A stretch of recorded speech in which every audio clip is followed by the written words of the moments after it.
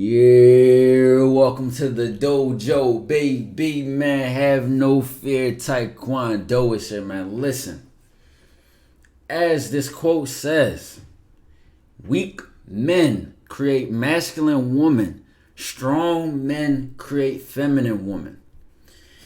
I read this tweet and I saw a lot of uproar in the comments. A lot of people going back and forth. Somebody's like, what the heck does this even mean? Somebody was like, why do women blame men for their behaviors? Why is your femininity conditional and my masculinity have to be consistent? Why does that have to be the standard? Well, first and foremost, right, I'm going to go into this. I'm going to get deep. And I'm gonna go be very clear and concise about my points. I even have scholarly articles to back my shit up. I'm going to get deep into this. This ain't about to just be some YouTuber just talking some shit. I'm really going to get deep into this. So if you want to debate me on this, if you disagree with this and say that this is wrong, listen to my points, hear me out, and then we can talk about it. I'm willing to stand on what I say until otherwise is proven, right? So let's get into it, right? First, before we break this down and extrapolate what's going on here, right? We want to start with reading the quote, right? Weak men and this idea of strong men. What she is referencing here, what is she alluding to? She is indicating that a man is weak if he is low in masculinity, and a man is strong if he is high in masculinity. So I wanted to point that out first because the idea that a man is weak if he's low in masculinity is the reason that woman becomes masculine. And if a man is low in masculinity, is the reason that high in masculinity is the reason that woman will become feminine. Why is that? Because I'm gonna break all this shit down. I'm gonna go into how what's optimal and ideal is balance and complementing each other. And we're gonna get into the differences between masculine and feminine qualities. We're gonna get into role ambiguity. And why we have attacked these on men and women comparatively as over time and how life works, and why when we talk about women being feminine and men being masculine, it's not some hierarchical patriarchy kind of thing. It's like there are actual biological reasons that it benefits both of each other. It's not some paradigm of war and blame men for everything and all that. I think we're missing the bigger picture here. So that's why I want to have this conversation.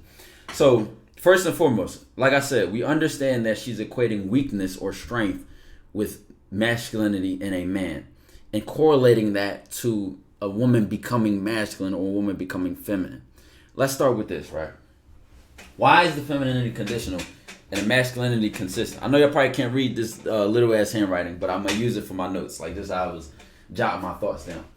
So let's talk about is role ambiguity, right? I had a college course on organizational communication, and we took a look at all these big businesses, like Disney and whatever, and how they were ran. And one of the ideas that we learned in the course was role ambiguity, and this was bad for the structure and the performance of that business. I'll give you an example. Let's say you work at a store, right? And you are the cashier. Now, as the cashier, there are a couple of things that you do that make your role ambiguous. Ambiguous meaning it's broad, it's vague, it's not very clear. It's not very, you only stay at the cashier. You may have to stack the shelves, you may have to clean the store, you may have to do all these other things under your role, right? The problem with role ambiguity causes problems. In an ideal situation, you stay at the register and be the cashier. Somebody else is stacking the shelves and cleaning the store because that's a very consistent, role for them to do. And because your roles are different and specific and they benefit each other, you now don't have to experience this sort of like the stress that comes with having to do multiple things. What does this have to do with a man and a woman and femininity and masculinity? I wanted to explain that role ambiguity because when you think of a household, a family, right? Let's drop the idea of just a man and a woman. Let's just talk about masculine and feminine energy, right? Before we get into why masculine men and why feminine women. In a household, right? There are different elements that must be satisfied and fulfilled. right? Let's say you have children. There's an element of discipline. There's an element of care and catering and checking in on the children. There's an element of feeding them, making sure they eat, making sure they're good mentally, making sure they're dressed well, making sure they're learning, etc. Right? There are different elements that take place. It's not just all financial, pay the bills, pay the bills. There are all the elements in this that must be fulfilled in this household, right? Now, these come with roles, and over time, why has masculinity been tapped to the man and femininity been tapped to the woman? Now, we can get into the whole idea of estrogen and testosterone and what these do for you on a biological level. But let's talk about masculinity and femininity. Side note, I have a background in cellular molecular biology, so this is not like I'm not trying to avoid that because I don't know what I'm talking about. I just want to stay on point here. Starting with masculinity and femininity, right? This is an article done by the American Journal of Men's Health, and they took a look at like nurses. Excuse me, let me turn my camera back on. They took a look at like nurses and like male nurses and female nurses and masculine, whatever. We're gonna look at this bit right here though, right? Masculinity and femininity are abstract concepts based on gender with the expectation that males will be masculine and females will be feminine. Examples of stereotypical masculine attributes include independence, aggression, strength, and competitiveness. Stereotypical feminine attributes include nurturing, caring, passivity, and subordination. Why is this important? When we think of males being masculine and females being feminine, why is this important? Let me go on to this point first. When a woman gets pregnant, we all know it's not about to be rocket science here. When a woman gets pregnant, right, or even the idea that she has a monthly period, right, this impacts her hormones, impacts her decision making, impacts her, ability to do other things. Now, I'm not freeing a woman of responsibility to take care of her life and herself, right? To focus in on pregnancy, though, that 9 months, especially into them later months, she is obviously not able to perform at the same capacity that she would if she was not pregnant. Whereas, though, as a man, the only thing that could stop me is age and sickness and my own mental health. Let's be very clear about that. There's only, like, as a man, as our performance, it's only about 3 things that can stop us. Our biology is not tailored to inhibit us in any way like this. We do have hormones, we do have testosterone and estrogen, etc., right? But for the most part, right, men, we sustain our capabilities. It's just how we're wired. It's just how we are. Whereas though if a woman gets pregnant and she's in a family situation, she will have to bear the burdens of the vulnerability. And people always say how I say that word. The vulnerability that comes with being pregnant. What about this vulnerability that comes with being pregnant has to do with being feminine and being masculine? Well, simply put, if she's going to be vulnerable, take our modern day society, she's not most likely not going to be 9 months pregnant at work. That's not an ideal situation. That's not the best situation for a pregnant woman to be in. She should not be running around work, going up and down steps, 8 months, 7 months pregnant. You know what I'm saying? If she has to, you probably have the example, oh yeah, my step grandma, auntie, cousin was pregnant and she was 9 months pregnant and she was at work, and it's not ideal. That's not, they're not like, yes, go to work. Like, that's not the best case scenario. Let's just be real about that, right? So as a man in this situation who is not pregnant, I'm consistent most of the time, like I said, except for those 3 factors, I'm consistent, I can continue to go to work. I can continue to go hunt, or we talking about old times, right? But I can continue to fulfill the capabilities of my role in this situation. And that is correlated with masculinity, because when we look at masculine traits and the idea that a woman will become masculine in the absence of masculinity is because her femininity. Let's go back to this article, right? The idea that, look at the feminine traits. Let's look at the feminine traits first that was listed in this article. Stereotypical feminine attributes include nurturing, caring, passivity, and subordination.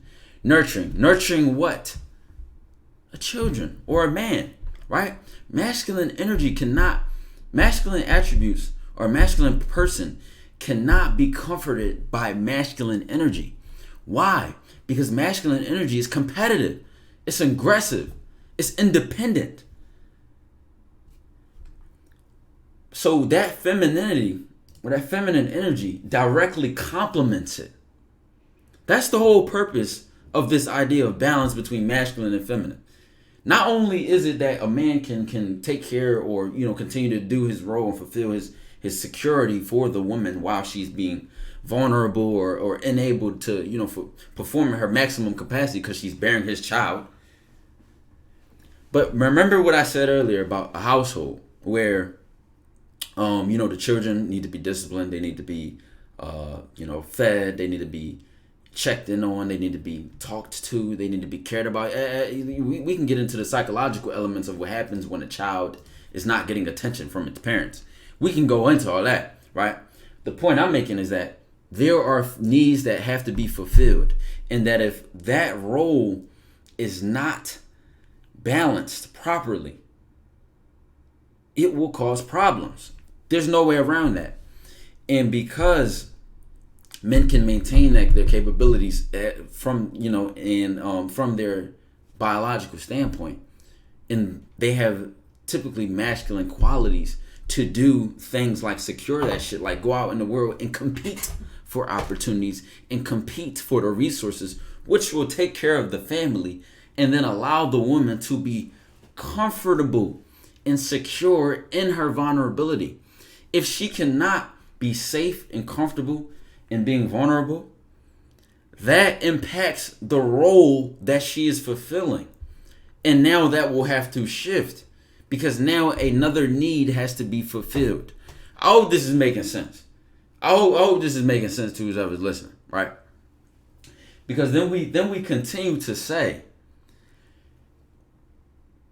if a woman, right, and that's why I'm traditional in my standpoint. I believe that I will be taking care of paying the bills and shit like that, and handling certain things, and then that will free my woman to be able to be feminine to her fullest capacity, caring, nurturing, whatever. While I'm I'm out here being aggressive about opportunity, aggressively competing, being independent, working late nights or doing whatever I'm doing on my own out in the world, or however I secure the bread or the bag that secures the safety and comfort for my family to flourish. At the same time, if I'm always at work, it's harder to be the caring and nurturing dad. It's harder. Now that doesn't mean I can't go to the child's sports games or at home at night read them a story or come around when I come around. But as men, we know like when we working or we grinding or something, it's not the same as being the stay-at-home person or the one that's always around and consistently present in the child's life. Even if you live with the child, that still crosses the lines of real ambiguity. Now keep in mind, the reason I didn't make it as definitive and man or woman, because you can have a feminine man, you can have a masculine woman, you can have situations where the opposite works, where it's like the woman is the breadwinner, the man stays at home. You know what I'm saying? To each his own.